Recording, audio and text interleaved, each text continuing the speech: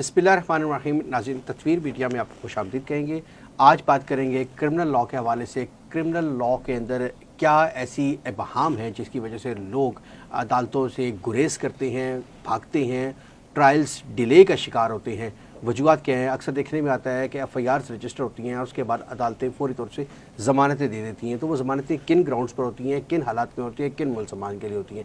इसके साथ साथ हम बात करेंगे कि अदालतों में बहुत सारे केसेस में हमने देखा है कि कंप्लेनेंट्स उस तरीके से इंटरेस्टेड नहीं होते, अदालतों में नहीं होते, जबकि मुलज़मान वो तारीख पर तारीख अदालतों में आ रहे होते। तो क्यों नहीं फौरी तौर पर इन जो केसेस हैं उनको फौरी तौर पर डिसाइड किया जाता है? लॉ में कहाँ पे बहाम है, कहाँ पे इम्प्रूवमेंट होनी चाहिए? इस वाले से बात करने के लिए प्रोग्राम में हमें ज्वाइन किया है Quraish Mughal advocate high court Rawalpindi bar association से तशरीफ़ लाई हैं। आपको वेलकम कहेंगे।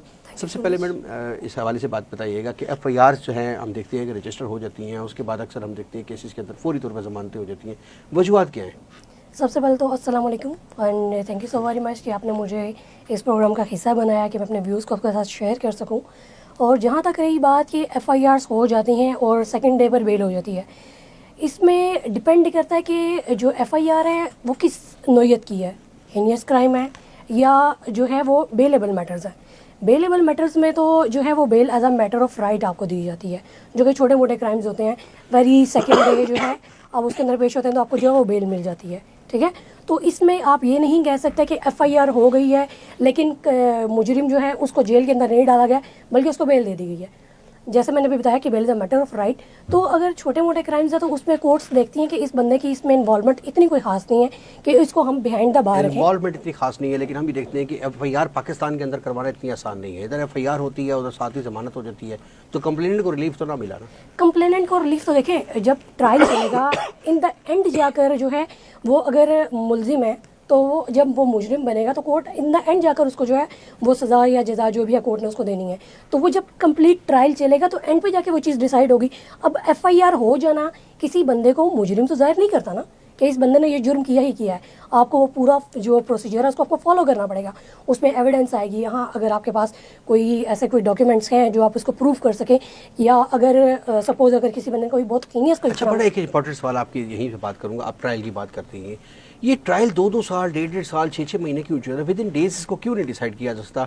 जब किसी प्रोसीडिंग्स को देखा जाए तो अगर चाहें, जिस तरह से हमने अक्सर केस में देखा है मिलिट्री कोर्ट्स बनी हैं या बाकी स्पेशल लॉज आते हैं, उसमें टाइम लिमिटेशन टाइम फ्रेम दे रहे 6 महीने में डिसाइड करें, तो फिर ये 2-2 साल, 1.5 साल केसेस चल रहे होते हैं, तो इनको कट शट क्यों नहीं किया जाता?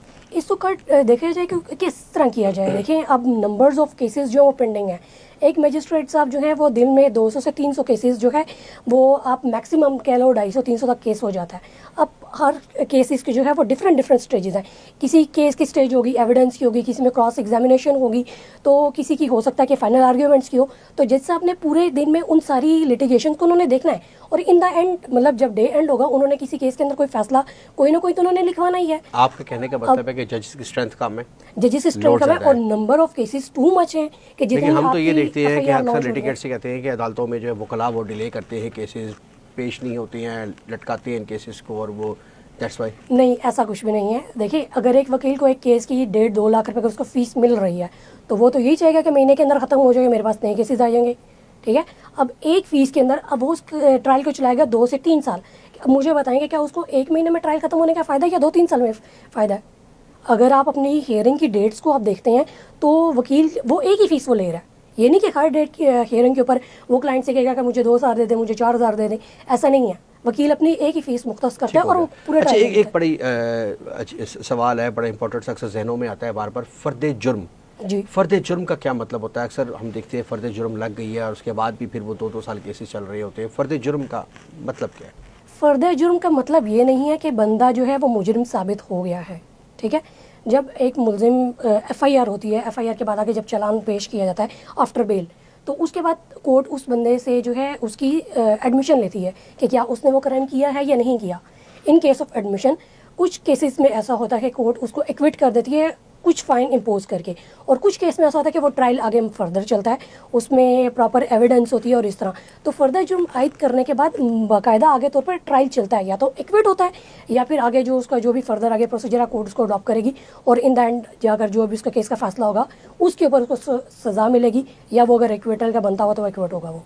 ठीक है, आखिरी सवाल आपसे पूछना चाहूँगा इस हवाले से कि हम देखते हैं कि अक्सर केसेस के अंदर फिटनेसेस भी नहीं आ रहे हैं, कुछ की डेथ हो गई है, कुछ गायब हो गए हैं, कुछ इंटरेस्टेड नहीं है, कंप्लेनेंट्स भी नहीं आ रहे हैं, तो फौरी तौर पे उसका डिसीजन क्यों नहीं आता? वो ट्रायल वही एज यूजुअल चल रहा है, तो उसका डिसीजन कैसे मुमकिन है इसको कट शॉर्ट करके इसको ख़त्म किया? मैं आपको बताऊँ, लोगों के दिमागों में ना एक बहुत ही गलत किस्म का एक मिथ है कि हम कोर्ट में चले गए हैं, FIR हो गया, अब तो ये बंदा हैंग हो गया है, चाहे वो नॉमिनल सा कोई जो है वो उसका जुर्म क्यों नहीं है, ठीक है।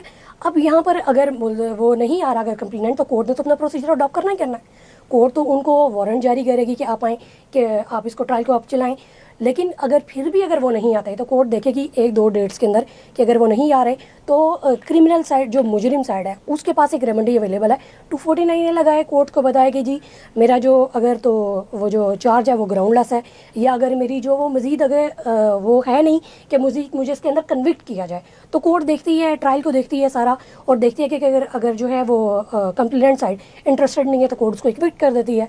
और इसी तरह ही यही ट्रायल अगर सेशन में किया जाएगा तो वो 265 के अब उसके अंदर आप मूव करेंगे और कोर्ट उसको एक्विट कर देगी। ठीक हो गया। बस आखिरी ये चीज़ बता दीजिए कि प्रोसीजर में क्या अमेंडमेंट होनी चाहिए फौरी तौर पे ताकि ट्रायल्स थोड़ा स्पीडी डिसाइड हो सके?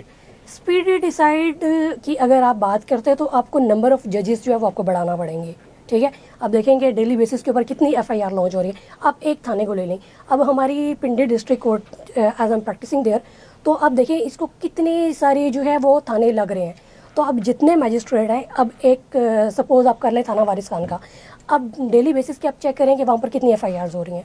डेफिनेटली अब उनके ट्रायल्स चलते हैं, अब आए रोज़ उसमें नई से नई जो है वो केसेस आते जा रहे हैं। अब एक मजिस्ट्रेट साहब के लिए पॉसिबल नहीं है कि वो एक दिन के अंदर जो है वो 100-200 केस निपटा लें, ठीक है। सो इसके लिए मेरे ख्याल में कि नंबर ऑफ़ जजेस आप बढ़ा दें तो उस सूरत में आपका ट्रायल जो है वो थोड़ा फास्ट चल सकता है। हो सकता है। बहुत शुक्रिया।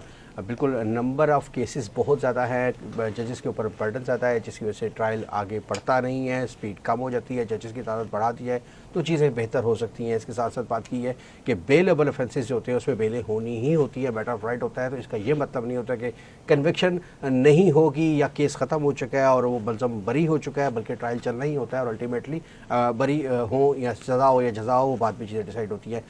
इसी पैगाम के साथ आज के प्रोग्राम आपका ख़त्म हो, अगले प्रोग्राम से मुलाकात होगी। इजाज़त दीजिए, अल्लाह हाफ़िज़।